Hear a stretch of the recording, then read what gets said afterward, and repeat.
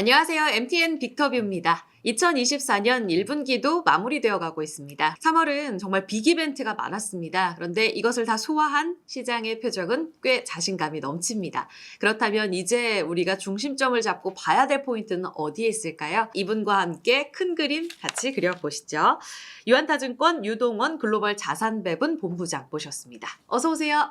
안녕하십니까. 반갑습니다. 네, 이른 반갑습니다. 아침부터 시간 내주셔서 감사해요. 별 말씀을요. 보니까요, 시장이 좋아서인가? 본부장님 표정도 좋은 것 같고, 맞아요? 네, 뭐 시장이 좋아서도 있고, 네. 저를 통해서 투자하시는 분들의 수익이 정말 많이 나고 있어서 굉장히 행복해하고 있습니다. 부럽습니다. 더 잘해야죠, 근데. 저희도 오늘 또 힌트를 많이 가져갈 수 있을지 좀 기대를 해볼 것 같은데요. 자, 먼저 본부장님, 3월 FOMC가 이번 주에 마무리가 됐습니다. 기준금리 3회 인하를 시사했습니다. 다만 점도표상에선 좀 미묘한 변화들도 감지가 되고 있어서 이걸 어떻게 해석할지 본부장님, 올해 3회, 2회 어느 쪽에 무게 두세요?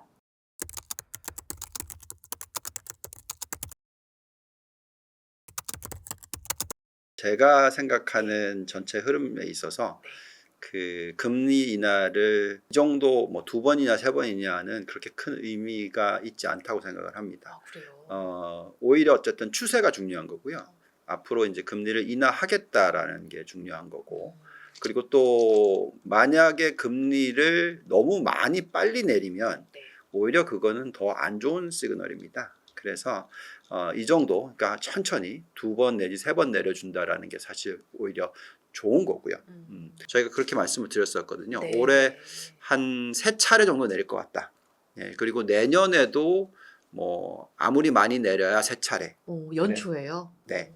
그래서 2년 동안에 한 1.25% 정도 내려줄 거다 정도로 저희는 예측을 해왔습니다. 그래서 지금 어쨌든 뭐 점도표는 보시면 아시겠지만은 그 미디엄 값이 4.6%예요.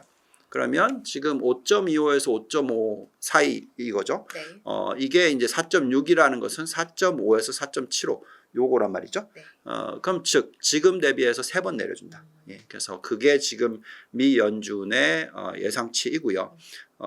또한 뭐 여러 가지 숫자들을 들여다보시면은 올해 GDP 성장률 끌어올렸죠. 그리고 내년도도 내후년도도 다 올렸습니다. 그래서 지금 금리와 상관없이 제가 볼 때는 금리는 천천히 내려주는데 GDP 성장률을 오히려 더 올렸다라는 게 의미가 큽니다. 인플레이션이 이미 잡히고 있다라고 믿고 있고 여기에 맞추어서 또 천천히 내려줄 거다라고 지금 예측을 할 수가 있겠습니다.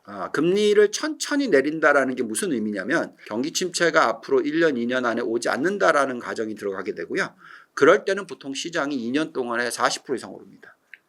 그게 평균치입니다. 그래서 지금 같은 타이밍이 금리를 3차례 내리느냐 2차례 내리느냐 게 중요한 게 아니라 어쨌든 방향은 천천히 내려준다는 게 중요하고 또 경기 침체가 앞으로 오지 않는다라는 게 상당히 중요한 포인트인 것 같습니다.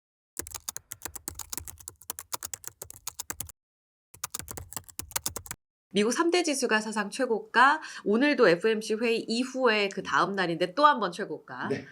녹화의 기준으로요. 그러네요. 대단합니다. 근데 경계감도 있어요.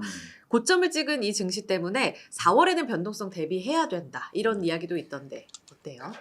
진짜 이게 참 힘든 부분인데요. 네. 많은 분들이 생각하시기에 시장이 얼마나 센지를 잘 이해를 못 하시는 것 같아요. 저희 같이 30년 글로벌 시장을 들여다보는 제 입장에서는 올해가 제 30년 인생에 있어서 극히 드문 강세장입니다. 그만큼 센 올 한 해예요. 근데 많은 분들께서 그걸 인식을 잘 못하세요. 그러면은 이럴 때는 어떻게 해야 되냐면 경계감은 가지되 그 경계감을 좀 가지는 기간을 짧게 가져가야 돼요. 자, 작년 11월, 12월이 미국 증시가 자그마치 14% 상승했어요. 2달 동안에. 엄청난 상승률입니다. 왜냐하면 지난 30년 평균 상승률이 S&P 500이 연간 단위로 10% 조금 넘거든요. 더 놀라운 거는 보통 그렇게 11월, 12월이 상승을 하면요. 1, 4분기가 굉장히 강해요. 강한 폭이 평균치가 얼마냐면 6.6%입니다. 근데 그 정도로 강한 장이 지난 70년 동안에 딱 7번밖에 없었어요. 70년 동안이요? 네. 그러니까 10년에 한 번 오는 거란 그러네요. 말이죠. 근데도 그게 6.6% 평균 상승률이에요. 어, 1, 4분기가. 네네. 근데 지금 1, 4분기가 얼마나 오른지 아세요? 1월에서 아직 3월은 안 끝났지만 안 끝났는데. 어느 정도예요? 8% 올랐어요. 초반이네요. 그것보다 더 높아요.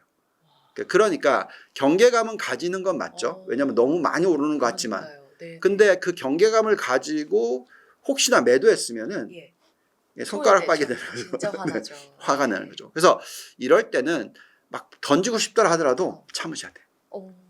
이런 시장에서는 계속 올라갈 확률이 더 높아요. 또 이게 거품이 될 수도 있습니다. 네네. 그렇지만 거품이 만들어지는 모습이 나오고 있으면은 그때는 던질 필요가 없어요. 거품이 쭉 만들어지다가 빵 터졌을 때 네. 던지셔도 돼요. 왜냐하면 그 거품이 얼마나 커질지 모르기 때문에. 그래서 와. 지금 같은 타이밍에서는 경계감을 가질 필요는 있죠. 정말 이 정도로 많이 상승하는 시장이 단기간에 그렇게 자주 있는 게 아닙니다. 그러니까 닷컴 버블이 만들어졌던 1998년 10월부터 2000년 3월까지 1년 반. 이 속도하고 비슷한 정도거든요. 그래서 비교를 많이 하나 봐요. 근데도 그렇게 계산하시더라 하더라도 네. 지금 이제 겨우 그 상승 주기에 있어서 작년 10월부터로 따지자면 이제 겨우 6개월도 안 됐죠. 그래서 앞으로 1년 동안 계속 이 거품이 더 가파라질 수도 있거든요. 그래서 그걸 잘 모릅니다. 네. 그렇기 때문에 이럴 때는 물론 거품일 수도 있고 예. 펀더멘탈적인 부분을 참고를 하셔야 되지만 그런 부분들을 또 오늘 짚어보겠지만 네. 어쨌든 지금 현재 시점에서는 던지기를 조심하셔야 된다 오히려. 그리고 기다리시면은 안 된다. 변동성 그러니까 계속 포모 현상을 느끼시게 됩니다. 저희 고객들한테도 그렇게 얘기했거든요. 네. 왜냐하면 1, 2월이 워낙 좋았어서 저희가 수익률이 정말 많이 들어왔어요. 3월 달에는 좀 조심하자라고 말씀을 드렸고 네. 그래서 고객들이 요즘에 막 돈을 가지고 막 오세요. 투자하고 싶으셔갖고. 근데 저희는 뭐라 그랬냐면 예. 앞으로 3개월 동안에 좀 분산 투자하자. 천천히 하자 그랬는데 네. 천천히 하면 할수록 포모가. 포모가 자꾸 생겨요. 그런 올 한해입니다. 그래서 그렇기 때문에 참 이럴 때는 참 투자하기가 어려우실 수는 있으나 그래도 조금이라도 먼저 투자를 하셔야 됩니다. 네, 네. 그래서 포모 현상을 조금이라도 줄이시려면 지금 경계심은 가지되 어쨌든 지금 이 사이클이 왜 일어나고 있는지 예. 또 선택과 집중을 어떻게 해야 되는지를 이해를 하시고 투자를 하시면은 엄청난 성과가 납니다. 그래서 올해 같은 한 해는 다시 말씀드리지만 10년에 한 번 오는 기회일 수도 있기 때문에 투자를 잘 하셔야 됩니다. 그럼 과열 징조는 어떻게 보세요? 그러니까 과열 징조가 있죠. 왜냐하면 네. 우리가 들여다보는 여러 가지 지표들이 있습니다. 네네. 뭐 예를 들어서 공포와 탐욕 지수 같은 것들도 있고요. 센티먼트 지표라는 게 네. 있고요. 지금 사실 뭐 과열 맞아요. 왜냐하면 공포와 탐욕 지수로 보면은 제가 오늘 자료는 안 가지고 왔는데 매일 바뀌어서 지금 거의 뭐 80대 근처 70대 이상이거든요. 75 이상이면은 굉장히 극심한 환호 구간 또는 탐욕 구간이라고 네. 얘기를 합니다. 그래서 근데 그 탐욕이 90까지도 갈 수 있고요. 95까지도 갈 수 있어요. 상승장에서는요. 그래서 그거에 대해서 이제 그것만 가지고 판단하기는 어렵고 근데 이제 펀더멘탈적인 부분하고 같이 보셔야 된다 얘기하죠. 센티먼트는 엄청나게 지금 긍정적으로 보고 있는데 펀더멘탈적인 부분이 얼마나 쫓아오느냐. 그래서 S&P 500의 적정 가치가 얼마냐. 뭐 나스닥과 나스닥 100의 적정 가치가 얼마냐 이 부분들을 계속 분석을 해야 돼요. 근데 이제 어떤 현상이냐면 펀더멘탈보다 먼저 너무 많이 가서 빠지는 게 아니라 펀더멘탈보다 먼저 가고 펀더멘탈 쫓아오고 또 먼저 가고 쫓아오고 이런 현상이 지금 자꾸 나오고 있어요. 실적을 미리 당겨서 가는 그 상승장이 아니라 먼저 달려가고 실적이 계속 맞춰 올라오는지를 같이 좀 체크해보자. 기회를 기다리면 안 된다. 그러니까 지금 갖고 있어야 될 섹터도 결국 AI라는 거네요. 이런 시장에서는 AI가 조종이 와주면 진짜 좋은 기회가 되는 거죠. 그래서 종목들이 그렇습니다. 예를 들어서 뭐 엔비디아가 가장 대표적이잖아요. 결국은 지금 이 주도 종목이 리드를 해가고 있다. 그리고 이것의 펀더멘탈이 계속 받쳐주고 있다. 이런 의미입니다. 그래서 이거는 끝난 시장이 아니고요. 계속 상승하는 시장이고 어쨌든 이 시장을 이끌어가는 산업은 AI가 맞다. 이게 맞는 거죠. 마이크론 테크놀로지 실적을 어떻게 보셨는지도 궁금합니다. AI 빅사이클에 정말 본격 신호탄을 쏴준 실적이었다. 네. 헤드라인도 좋았고 가이던스도 좋았고 그러면 이 큰 사이클 현재 시점은 한 어느 정도 와 있다고 보세요? 이게 또 과열을 보는데 중요하지 않겠습니까? 그렇죠. 자, 우리가 마이크론을 볼 때는 마이크론이 이 반도체 산업의 리더는 아니죠. 왜 그러냐면 마이크론이라는 회사는 네. 메모리 쪽이고, 그죠? 메모리 안에서도 3등이란 말이죠. 1등이 삼성전자, 2등이 SK하이닉스, 3등이 마이크론이에요. 네. 그리고 이 세 개가 거의 다. 근데 더 중요한 거는 AI와 연결되어 있는 메모리는 HBM이에요. 예. HBM의 1등은 SK하이닉스, 그 다음에 이제 삼성전자, 마이크론 뭐 둘이서 왔다 갔다. 예. 이게 왜 그러냐면 엔비디아가 있기 때문에 그렇습니다. 예. 그래서 이런 가운데서 만약에 마이크론의 숫자가 좋게 나온다라는 거는 우리가 흔히 얘기하는 HBM도 아니고 HBM 플러스 메모리 다른 뭐 랜드나 디램 쪽에까지도 좋다라는 얘기예요. 그죠? 실적이 잘 나왔다는 그렇죠, 얘기는 그렇죠. 3등인데. 네. 그러니 제가 볼 땐 전체적으로 사이클로 보면은 이거는 지금 반도체의 메모리 쪽도 좋아지고 있다라는 거죠. 그래서 이게 의미가 있는 거고, 그래서 삼성전자와 SK하이닉스 주가가 튀는 거죠. 3등이 좋은데 1등, 2등이 왜 안 좋겠냐. 네, 이렇게 되는 거죠. 이번 1분기 무조건 좋을 거다. 12월에선 2월 정도까지의 분기 실적이었고 이제 곧 1월, 3월 우리 그렇죠. 실적 나올 거니까. 그러니까. 그래서 이제 움직이는 거고 네. 그렇게 움직일 거라고 생각을 합니다. 근데 이제 좀 디테일로 들어가 보면은 예. 아직까지도 사실 메모리 시장의 사이클은 네. 시작된 것 같아 보이지도 않아요. 그러니까 뭐냐면 그래요? 앞으로 훨씬 더 많이 성장을 할 수 있을 타이밍이 들어오고 있는 것 같습니다. 이제 겨우 출하량으로 보면은 PC 인도 대수가 올해 1%에서 3% 정도 성장. 정말 낮은 성장이에요. 그리고 이게 성장이 확 올라가는 해를 많은 사람들이 2025년이라고 생각합니다. 내년이요. 예. 그러니까 지금 잘 생각해 보시면 네. HBM이 끌고 가고 있고 파운드리가 끌고 가고 있는데 여기서 이제 나머지 메모리가 올라오는 것까지 내년으로 생각한다면 이번 사이클을 지금 생각하면 안 돼요. 지금 끝나는 게라고 생각하면 안 되죠. 더 간다는 완전 초입으로 예. 보고. 예, 그래서 지금 현재 시점에서는 그래서 마이크론 실적이 중요한 거고 그래서 마이크론 실적이 발표가 되고 나니까 삼성전자, SK하이닉스가 막 들썩들썩 거리는 거죠.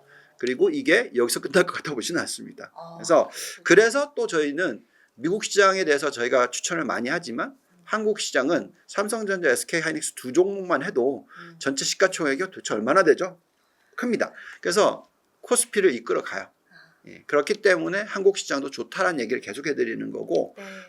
이럴 때는 뭐 아무튼 한국이든 미국이든 주식 투자를 여기에 초점을 맞추셔서 하셔야 된다라고 말씀드리겠습니다. 그러면 이 거대한 AI 빅사이클, 물론 메모리도 이제 회복 단계에서 내년까지 회복한다고 하셨지만 이미 작년부터 AI 빅사이클의 움직임을 우리가 체감하고 있잖아요. 네. 여기서 소외되지 않으려면 반드시 가져가야 할 섹터. 워낙 요즘 밸류체인도 많아요, 본부장님. 네. 공부하기 어렵습니다. 종목, 어렵죠. 섹터. 네. 꼭 가져가야 된다. 어딜까요? 참 아까 처음에 시작할 때 제가 얘기했는데 선택과 집중을 잘해야 되잖아요. 자, 그럼 이제 AI 안에서도 네. 또 선택을 잘 하셔야 돼요. 네. 예, 이게 참 골치 아픈 부분인데 네. 어쨌든 가장 선두주자는 엔비디아예요. 그러니까 엔비디아가 AI 반도체를 리드를 하고 있어요. 네. 그러니까 이제 그건 무슨 얘기냐면 AI 관련된 하드웨어를 깔고 있다라는 겁니다. 그러니까 AI를 잘 이해를 하시면 네. 자, AI의 하드웨어가 깔리고 그 하드웨어가 깔리는 과정에서 비용 절감이 먼저 일어나요. 근데 그렇다고 해서 매출이 더 많이 일어나는 건 아니죠. 똑같은 직원을 덜 쓰는 것뿐이지. 네네네. 자, 이제는 근데 새로운 기술 가지고 뭔가 매출을 창출해야 되겠죠. 예. 그게 애플리케이션입니다. 그게 이제 소프트웨어. 그래서 그게 매출을 추가로 늘려주는 효과를 가져오는 예, 부분이에요. 그래서 지금은 속 편한 건 뭐냐면 우선은 그냥 AI 인프라에 초점 맞추자. 하드웨어 쪽으로. 예, 그래서 AI 관련된 하드웨어 회사들. 예. 그게 바로 말씀드린 대로 엔비디아가 되는 거고 뭐 SMCI가 AMD? 되고 AMD도 되고 뭐 인텔도 되고 이게 우리나라로 따지면 이제 SK하이닉스, 삼성전자, 한미반도체 이런 회사들이 되는 거고 그래서 이걸 계속 깔 거예요. 그래서 지금은 앞으로 내년 말까지는 네. 여전히 하드웨어 쪽이 맞다. 아. 그리고 그 사이에 계속해서 이제 약간 그 길목 지키기로 애플리케이션 관련주들을 꽂아 놓으면 돼요. 네. 그래서 저희가 대형 기술주 12개를 항상 들여다보는데 예. 여전히 지금 하드웨어 까는 회사들이 매력이 더 높아요. 예를 들어서 엔비디아, AMD, 브로드컴, 그리고 테슬라, 인텔. 사실 테슬라도 인프라를 까는 회사예요. 전기차를 그렇게 보시면 됩니다. 그리고 기가 팩토리를 비용 절감 회사로 보면 돼요.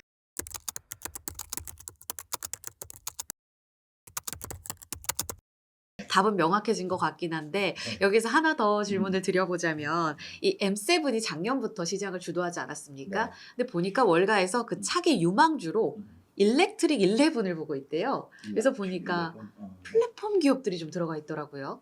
지금 M7에 포함되어 있는 구글, 그러니까 알파벳, 아마존, 메타도 있긴 한데요.